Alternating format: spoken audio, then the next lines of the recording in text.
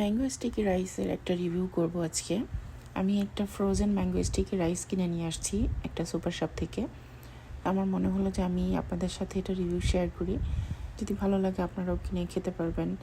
আমার কাছে তো ভালোই লেগেছিল, আমি আপনাদেরকে দেখাবো।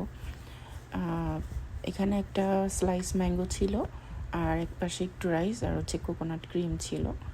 তা আমি এটা প্রথমে ডিফ্রস্ট করে নেওয়ার জন্য মাইক্রোওয়েভে 3 মিনিট দিয়েছিলাম প্রথমে।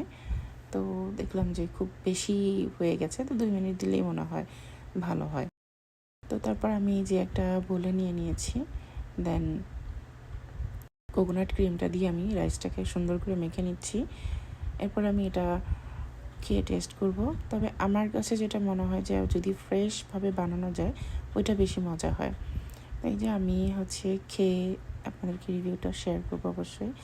আমি একটু আম নিয়ে নিলাম, সাথে একটু রাইস নিয়ে নিব, কারণ ম্যাঙ্গো স্টিকি রাইস কিন্তু আম দিয়ে আর রাইসটা দিয়ে একসাথে করেই খেলে বেশি ভালো লাগে। তো আমি যে খাওয়ার পরে আমার মনে হয়েছে যে আমটা একটু টক ছিল, আমটা মিষ্টি হলে আরও বেশি মজা হতো। তবে ম্যাঙ্গো স্টিকি রাইসের আমটা কি টক হয় কি না আমি জানি না।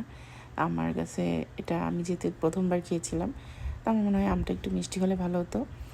আর রাইস আর কোকোনাট ক্রিমটা শুধু খেলে ওইটা অনেক বেশি মজা। তবে এটা কিন্তু প্রচুর মিষ্টি, মানে রাইসটা কোকোনাট ক্রিম দিয়ে খাবেন যখন। এটা হাই ক্যালোরি এবং যাদের ডায়াবেটিসের সমস্যা আছে তারা অ্যাভয়েড করবেন, কারণ এটা প্রচুর মিষ্টি। এত মিষ্টিটা আসলে কারোর জন্যই খাওয়া ঠিক না, কিন্তু তারপরেও 2-1বার আমরা ট্রাই করি।